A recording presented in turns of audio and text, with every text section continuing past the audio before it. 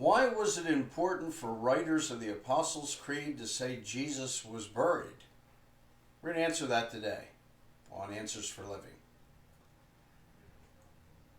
What happened to his body? It was buried. Why was that important? Well, the prophecy about Jesus' death 700 years before he was crucified and died said that he would be assigned a grave with the wicked and with the rich in his death, though he had done no violence, nor was there any deceit in his mouth.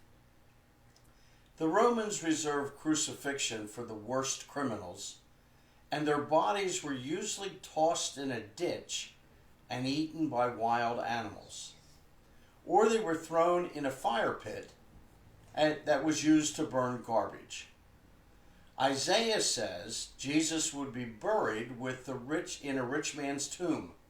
Now, only God could have foreseen that or determined that. Joseph of Arimathea and Nicodemus got the body. They prepared the body with about 75 pounds of spices, wrapped the body, and that wrap would have hardened like a cocoon. They placed Jesus' body in a tomb owned by Joseph of Arimathea, and the tomb was never, ever used. And then they rolled a 3-ton stone in front of the tomb. Jesus was dead, and he was buried in a rich man's tomb, and prophecy was fulfilled. Now, the second reason I say Jesus was buried, and that was important, was because Paul thought it was important. 1 Corinthians 15, 4-5 says, "For what I received I passed on to you as of first importance, that Christ died for our sins according to the Scriptures, and that he was buried, and that he was raised on the third day according to the Scriptures, and he appeared to Cephas and then to the 12, and after that he appeared to more than 500 of his brothers and sisters at the same time, most of whom are still living, though some have fallen asleep.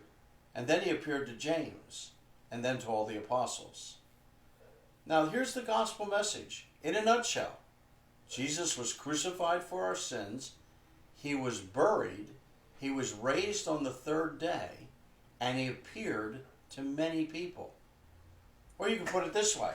He was crucified and he died, and the proof that he died was that he was buried. And he was raised, and the proof was he was seen.